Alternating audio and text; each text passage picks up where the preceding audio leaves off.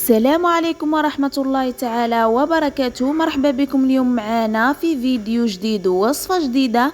قبل ما نبداو بالوصفة نتاعنا ما تنسوش انكم تصلوا وتسلموا على رسول الله عليه افضل الصلاة والسلام، وانكم تضغطوا على زر الاشتراك وتفعلوا الجرس هكذا باش يصلكم كل جديد، وتخلوا لي رايكم في التعليقات بعد ما تجربوا وصفاتي، وتبارطاجوا لا فيديو مع صحاباتكم وحباباتكم هكذا باش يستفادوا.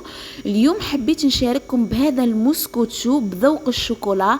لعشاق الشوكولا ومحبي الشوكولا حبيت نشارككم بهذا الموسكوتشو اللي يجي هشيش واقتصادي، وبيضه واحده فقط هنا، غير بيضه واحده تقدروا انكم تستعملوا هذا الموسكوتشو، وهنا تقدروا انكم تحضروه ما من المبتدئات. حبيت نشارككم بهذا الموسكوتشو، ان شاء الله تجربوه وينال على اعجابكم، وما نحكي لكمش الذوق نتاعو يجي رائع، والبنه ما شاء الله. حبيت انكم تجربوا نتوما وتقولوا لي الذوق نتاعو كيفاش جاكم.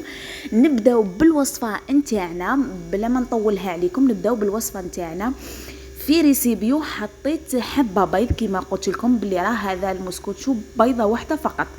حطيت حبه نتاع البيض نتاعي بدرجه حراره الغرفه، لازم تكون درجه حراره الغرفه. ضفت عليها كاس نتاع السكر كريستاليزي وخلطت مليح حتى يبيض شويه هذاك اللون. هنايا عفوا الخليطه هنايا تقدروا انكم تخلطوا بالباتور. انا هنا فقط اني استعملت الفوي. هنا كما راكم تشاهدوا بيض لي شويه الخليط نتاعي. ضفت هنا عليه كاس نتاع الزيت.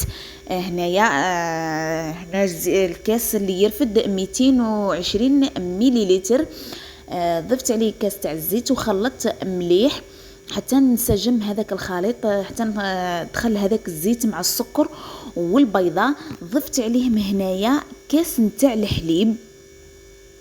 هنايا ضفت عليهم كاس نتاع الحليب، خلطت مليح. بعد ما ضفت هذاك نسجم هذاك الحليب مع الخليط. هنايا نروحوا للنواشف. هنايا ضفت الكاس الاول نتاع الفارينه، من بعد ضفت الكاس الثاني نتاع الفارينه.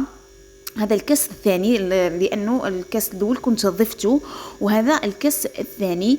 وضفت عليه 2 مغارف صغار نتاع خميره الكاطو لا لوفير شيميك، اي ما يعادل كيس خميره عادي 10 غرامات.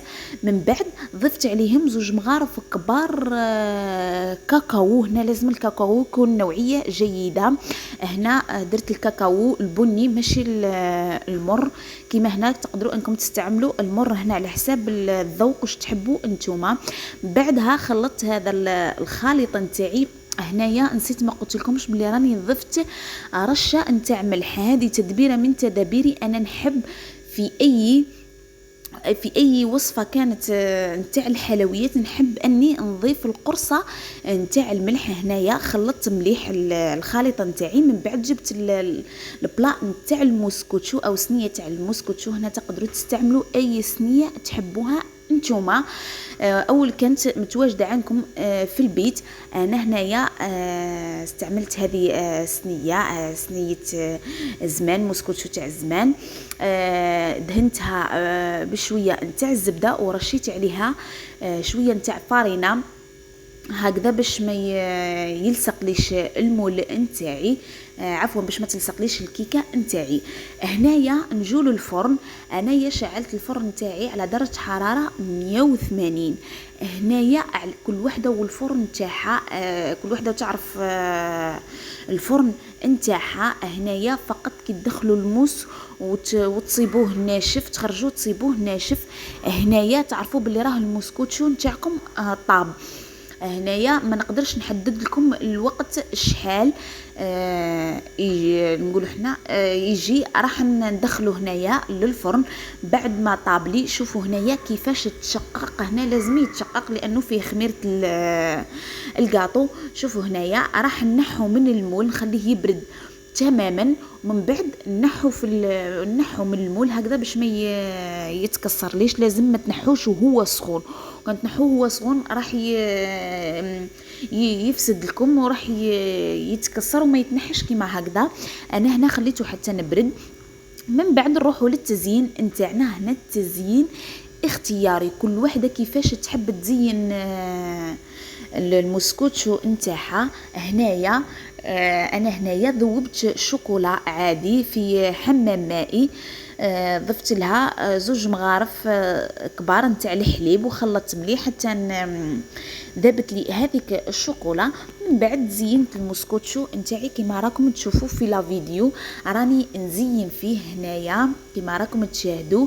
هنا ضفت عليه شويه نتاع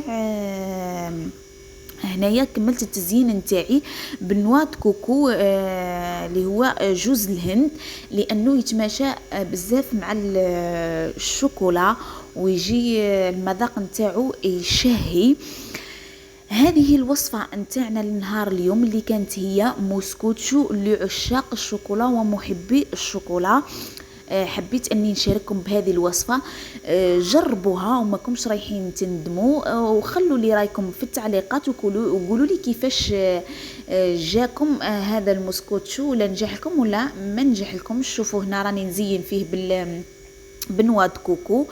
رايحه نقسم لكم شويه منه، نحي لكم مرصو هكذا منه باش تقدروا انكم تشوفوا كيفاش جا من الداخل طايب وجا خفيف، يجيكم خفيف ويجيكم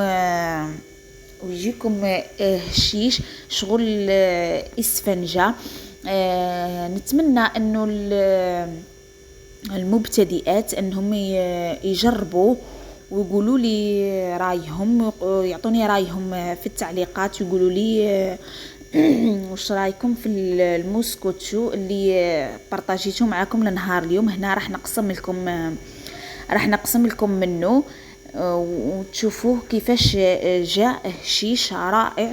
ما نحكي لكمش في المذاق، انا شخصيا من عشاق الشوكولا. ان شاء الله تجربوا الوصفه وتنال على اعجابكم، وما تنساوش انكم تبارطاجوه مع صحاباتكم وحباباتكم اللي يستفادوا من هذه الوصفه. ان شاء الله نتلاقاو في فيديو جديد، وصفه جديده. ان شاء الله تعجبكم وصفاتي.